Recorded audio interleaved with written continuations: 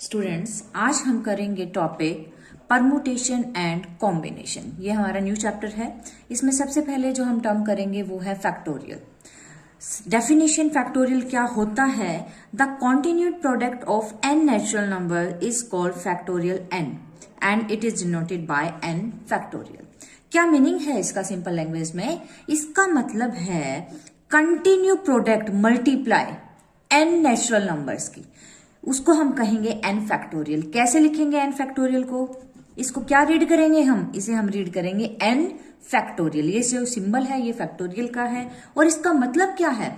n factorial का मतलब है 1 से लेके n नंबर तक की multiply. 1 multiply 2 multiply 3 multiply 4 5 6 and कहां तक? n तक। एग्जाम्पल से देखें, जैसे ये है मेरे पास वैल्यू, इसे हम रीड करेंगे 5 फैक्टोरियल। ठीक है, कोई अगर आपसे पूछे वैल्यू इसकी कि what is the value of 5 factorial, तो पहले आपको पता होना चाहिए कि 5 फैक्टोरियल क्या होता है।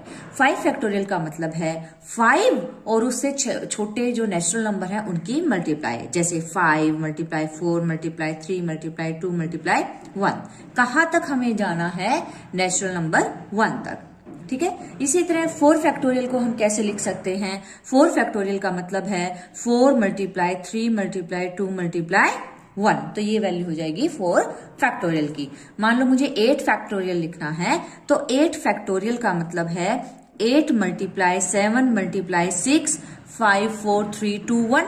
पूरा लिखने की बजाय इसे हम 6 फैक्टोरियल पे भी छोड़ सकते हैं। कैसे छोड़ सकते हैं? जैसे मान लो मेरे पास ये 5 फैक्टोरियल था, तो 5 फैक्टोरियल को हम ऐसे भी तो लिख सकते हैं 5 मल्टीप्लाई 4 फैक्टोरियल। क्यों लिख सकते हैं? देखो, जब हमने 5 फैक्टोरियल को खोला तो 5 इंटू 4 इंटू 3 इंटू 2 इंटू 1, तो 5 लिखने के बाद ये जो वैल्यू बचती है 4 3 2 1 4 3 2 1, ये क्या है? 4 फैक्टोरियल ही तो है। तो हम 5 फैक्टोरियल को 5 मल्टीप्लाई 4 फैक्टोरियल भी लिख सकते हैं या इसे पूरा खोल सकते हैं 5 से लेके 1 तक। ठीक है, अब बात आती है इसके सिंबल की। जो फैक्टोरियल है इसके 2 सिंबल होते हैं, ये भी फैक्टोरियल का सिंबल है और ये भी फैक्टोरियल का सिंबल है। आप कोई भी सिंबल क्वेश्चन में यूज कर सकते हैं। अब ये 2 पॉइंट और आपको नोट करने हैं। पॉइंट फर्स्ट में क्या कहता है? 0 फैक्टोरियल की जो वैल्यू होती है वो 1 होती है। ये आपको याद रखना है। 0 फैक्टोरियल का मतलब 0 नहीं होता। ठीक है, factorial of proper fraction and negative number is not defined. क्या मतलब है इसका? इसका मतलब ये है, मान लो मैंने लिखा 7/3 फैक्टोरियल या मैंने लिखा -10 फैक्टोरियल, तो ये पॉसिबल नहीं है। क्यों नहीं है? क्योंकि डेफिनेशन में मैंने आपको बताया था कि जो फैक्टोरियल है वो प्रोडक्ट होती है नेचुरल नंबर्स की। ठीक है, तो ये तो फ्रैक्शन हो गया, ये नेचुरल नंबर नहीं है। और ये क्या हो गया? नेगेटिव वैल्यू होगी।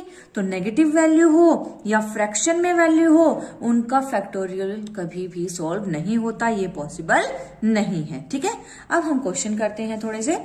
इवेलुएट 6 फैक्टोरियल मीन्स मुझे 6 फैक्टोरियल की वैल्यू फाइंड आउट करनी है। तो सबसे पहले आप इसे खोल के लिखेंगे कि 6 फैक्टोरियल होता क्या है। 6 फैक्टोरियल का मतलब है 6 multiply 5 multiply 4 multiply 3 multiply 2 multiply 1, यानी कि 1 से लेके 6 तक की नेचुरल नंबर की प्रोडक्ट मल्टीप्लाई। तो इसे जब आप मल्टीप्लाई करेंगे तो हमारा आंसर क्या आ जाएगा?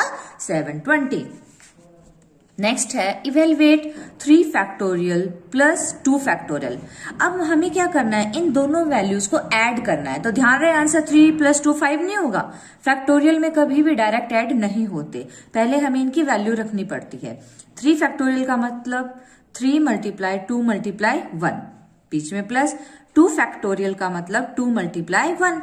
इसको जब हम सोल्व करेंगे 3 2 = 6, 2 1 = 2, तो 6 और 2 क्या आ जाएगा?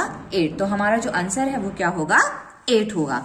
सिमिलरली इसे हमें इवेलुएट करना है, इसकी मुझे वैल्यू निकालनी है।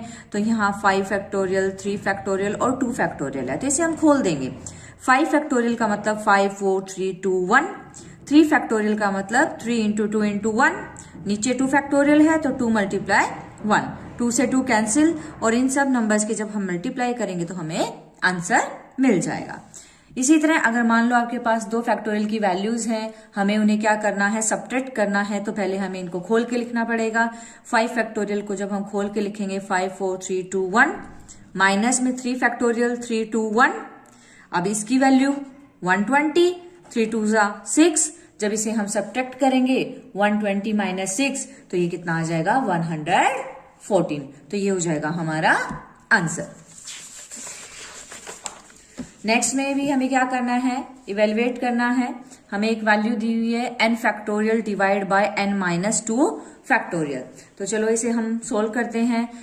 सबसे पहले n फैक्टोरियल का मतलब 1 से लेके n नंबर तक की मल्टीप्लाई, तो हम n फैक्टोरियल को कैसे लिखेंगे, n उससे एक कम वैल्यू n माइनस 1, उससे एक कम वैल्यू n माइनस 2। हम क्या करेंगे, पूरा 1 तक लेके जाने की बजाय इसे यहीं छोड़ देते हैं n माइनस 2 फैक्टोरियल पे। क्यों? क्योंकि डिवाइड में भी n माइनस 2 फैक्टोरियल है। अब ये दोनों वैल्यूज क्या हो जाएंगी, कैंसिल हो जाएंगी। क्या बचेगा, n और n माइनस 1, इनकी मल्टीप्लाई करेंगे, n और n की मल्टीप्लाई n स्क्वायर, माइनस में n की 1 से मल्टीप्लाई n, तो ये हमारा आंसर हो जाएगा। इसी तरह नेक्स्ट पार्ट में हमें क्या करना है, n माइनस r फैक्टोरियल की वैल्यू बतानी है।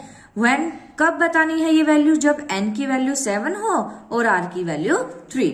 तो हम क्या करेंगे, मुझे इसकी वैल्यू निकालनी है n माइनस r फैक्टोरियल की, तो हम करेंगे n की जगह 7 रख देंगे, r की जगह 3। तो 7 माइनस 3 कितना होता है, 4। तो 4 फैक्टोरियल की वैल्यू अब हम कैसे बताएंगे, इसे हम लिखेंगे 4 इंटू 3 इंटू 2 इंटू 1, तो ये कितनी वैल्यू आ गई, 24। नेक्स्ट है evaluate 8 factorial minus 6 factorial divide by 3 factorial. मुझे इसकी वैल्यू फाइंड आउट करनी है। तो हम क्या करेंगे, ऊपर 8 फैक्टोरियल है तो इसको कैसे लिख सकते हैं, 8 मल्टीप्लाई 7 मल्टीप्लाई 6 फैक्टोरियल। यहीं पे इसे हम क्या करेंगे, रख देंगे। ठीक है, क्यों रख देंगे इसे, हम यहीं पे छोड़ देंगे क्योंकि यहाँ भी 6 फैक्टोरियल है, पूरा खोलने की जरूरत नहीं है, इससे क्वेश्चन थोड़ा लंबा पड़ जाएगा। Divide by 3 factorial. अब इन दोनों में से क्या वैल्यू कॉमन आ रही है, 6 फैक्टोरियल। अंदर बचेगा 8 मल्टीप्लाई 7, माइनस में यहां से 6 फैक्टोरियल कॉमन लेंगे तो 1, डिवाइड बाय 3 फैक्टोरियल। अब इसे जब हम सोल्व करेंगे तो 8 7 जा 56 माइनस 1 यानी कि 55। अब आप इसको खोल सकते हो, 6 फैक्टोरियल को कैसे लिखोगे, 6 5 4 3 2 1, मल्टीप्लाई में 55 है, नीचे 3 फैक्टोरियल का मतलब 3 2 1, 3 2 कैंसिल हो जाएंगे, जो बचेगा उसकी मल्टीप्लाई करने पे आपको आंसर मिल जाएगा। नेक्स्ट एग्जांपल में क्या कहता है, if 1 by 9 factorial plus 1 by 10 factorial is equal to x by 11 factorial then find x। अब हमें इसमें किसकी वैल्यू फाइंड आउट करनी है, x की वैल्यू फाइंड आउट करनी है। यहाँ पे 9 10 और 11 फैक्टोरियल है, सबसे छोटी वैल्यू 9 है, तो हम क्या करेंगे, जो बड़ी वैल्यूज हैं उनको 9 तक ब्रेक करेंगे। ये तो एज इट इज मैंने लिखा 1 बाय 9 फैक्टोरियल। 1 बाय 10 फैक्टोरियल को हम ब्रेक करेंगे 10 मल्टीप्लाई 9, क्योंकि मैंने अभी देखो आपको बताया था पिछले पेज पे 5 फैक्टोरियल को हम लिख सकते हैं 5 मल्टीप्लाई बाय 4 फैक्टोरियल। इसी तरह 10 फैक्टोरियल को हम क्या लिख सकते हैं, 10 मल्टीप्लाई 9 फैक्टोरियल। 11 को क्या लिख सकते हैं, 11 मल्टीप्लाई 10 मल्टीप्लाई 9 8 7 1 तक, लेकिन इसे हम यहीं छोड़ देते हैं 9 फैक्टोरियल तक। इन दोनों में से 1 बाय 9 फैक्टोरियल कॉमन लो, यहां से 1 बाय 9 फैक्टोरियल बाहर जाएगा तो 1, प्लस में यहां से ये कॉमन ले लिया तो 1 बाय 10, ये एज इट इज। दोनों तरफ से 9 फैक्टोरियल कैंसिल, एलसीएम लेंगे, 10 एलसीएम आएगा, 10 1 10 plus 1, this is equal to x by 110, 10 और 1 11 by 10 is equal to x by 110। तो यहां से क्रॉस मल्टीप्लाई करो, ये वैल्यू ऊपर चली जाएगी, तो x की वैल्यू जो है वो आती है आपकी 121। इस क्वेश्चन में थोड़ा सा एक हिंट भी है कि आपको चेक करना हो कि आपका आंसर ठीक है या नहीं। तो इसमें किस टाइप का आंसर आता है, जैसे ये वैल्यू है 9 10 11, इसमें 11 वैल्यू सबसे बड़ी है, तो 11 का स्क्वायर कितना होता है 121, तो हमारा आंसर आएगा 121।